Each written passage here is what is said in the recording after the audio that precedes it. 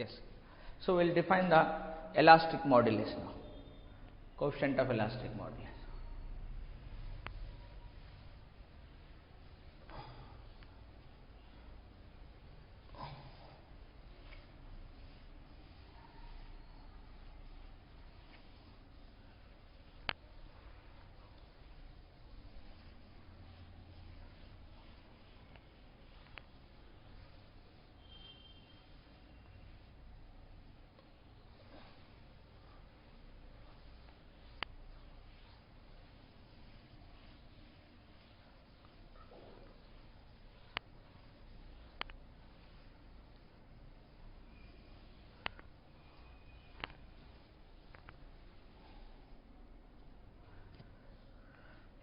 Yep.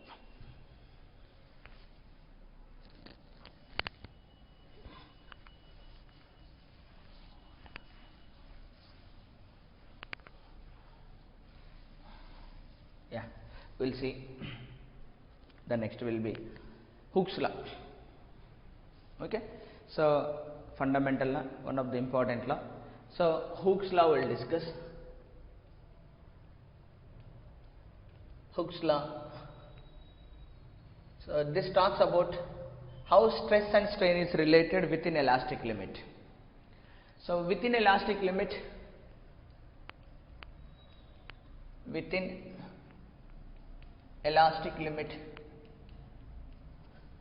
this within elastic limit, stress is directly proportional to strain, or strain is directly proportional to stress actually.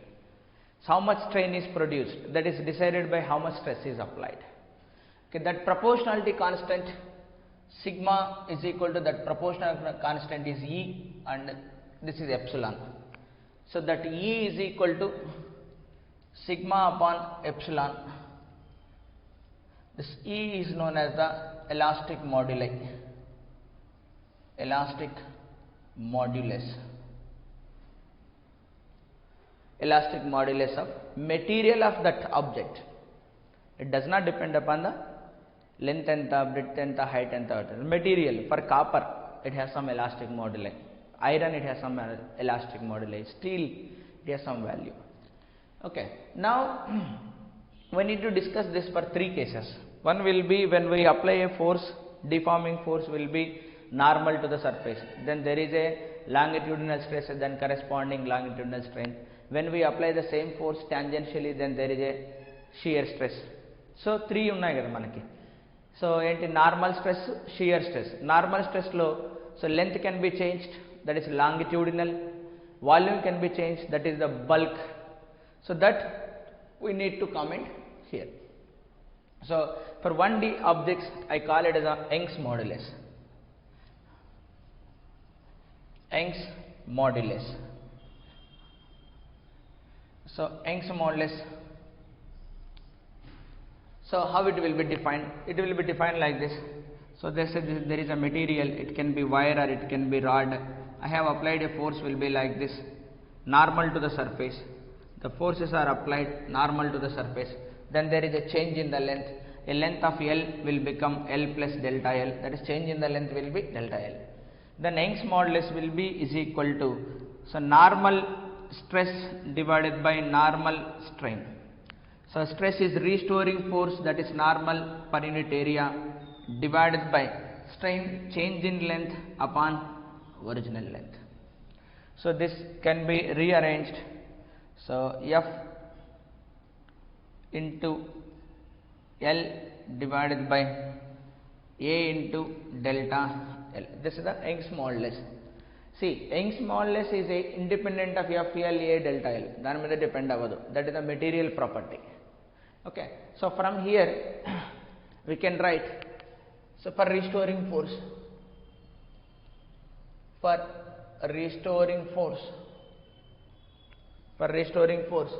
F will be written as, F can be written as, F matram raddam. Ivanni pampiddama. So Y A by L into change in the length. So for a given material, for a given object, copper wire of length fixed and area fixed. Copper wire ante material fixed, area fixed and length fixed, then force is directly proportional to extension, that is elongation or compression. Okay, so that means somewhat like this. There is a spring attached here, then there is elongation or stretching. This is the delta L. Generally we put as x na, change in the length as x we put. This length, Young's modulus of the material is fixed, area of the material are fixed, that object, length of that object is fixed. Three are fixed. Then force is equal to, that is restoring force will be is equal to, this entire thing is constant multiplied by x. That k itself is known as the spring constant. So spring case lo k is equal to, that is y a upon L, that is the spring constant, generally we call as spring constant. So that means whenever I have a wire, let's say there is a wire which is suspended, there is a rod, massless rod, it is suspended like this. This can be treated as a spring. This can be treated as a string. It has a length L, area of cross section A, Young's modulus made with an Young's modulus y. So then spring constant k will become y a upon L. This analogy will help us to solve the problems. Okay na? So a wire, this is the wire, this is the spring, the analogy between them. Okay. This type of analysis important for us for problem solving purpose. Okay, fine. So this entire thing is here. This will useful to you. Okay. So Hooke's law says stress is directly proportional to strain. Let us take a one-dimensional object. There is a rods, wires, and all those things. There is a normal stress and everything that we have discussed. The Young's modulus is defined as ratio of stress by strain. So it is independent of stress or independent of strain. Young's modulus is fixed for a given material. Then through that, I have calculated the restoring force. All these things are the restoring forces, not external forces. The restoring force per unit area. And a wire will be treated as a spring constant k is equal to ya by L. Okay. Then even you can calculate what is the energy stored, that is elastic energy.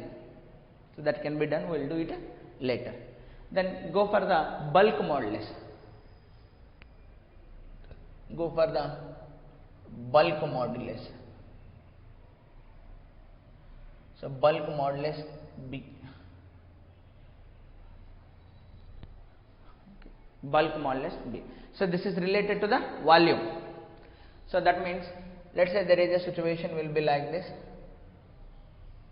So when I apply, the force will be like this, compressive type. Force is acting normally, but there is a compressive stress, not tensile. We are not increasing, we are decreasing.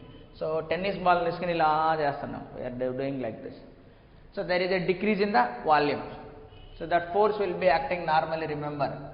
Then there is a restoring force, that is volume strain will be is equal to restoring force per unit area. Then corresponding volume strain will be is equal to change in the volume divided by original volume. I will put the negative sign because volume is decreased. Okay. So now bulk modulus is defined as here. B is defined as here negative sign. Here negative sign indicates decrease in volume. Decrease in volume. So now bulk modulus B is defined as stress by strain. So bulk modulus will be is defined as stress by strain. That is sigma V volumetric divided by, that is normal force per unit area divided by minus change in volume by original volume. Suppose there is a cases will be here equilibrium lo discuss chesamanko. Deforming force ఎంత ఉంటుందో restoring force కూడా అంతే వస్తుందా మనకి? అంతేనా? restoring force కూడా అంతే వస్తుంది. So the magnitude of normal force will be same as that of magnitude of restoring forces. And that cut అప్పుడు ఏమవుతుంది, అది ప్రెషర్ అయిపోతుందా? This will become pressure. So force per unit area will be is a pressure. So then I can write bulk modulus will be is equal to delta P upon minus delta V by V. So that delta P is the pressure. Okay. Yeah, that's it. Even more correctly we can write, more exactly, more correctly can write bulk modulus is, you can take V upward, that is dP by dV. Okay na? So even strictly speaking dV by dP we put, that is more appropriate. Here pressure is not changing with respect to volume, volume is changing with respect to pressure, because we are applying the pressure, then there is a change in the volume. So no problem. So dy by dx or dx by dy. So how the pressure is changing with respect to volume kanukochu, leda how the volume is changing with respect to pressure anedi manam kanukochu. I think it is clear what is the bulk modulus. So what is the Young's modulus, what is the Hooke's law. Okay, now we will discuss what is the shear modulus. So because that is also there, no. So these are the forces which are acting, deforming forces normal to the surface at that particular point. Okay, stress at a point, remember, they are calculating at a point. Yeah, note down.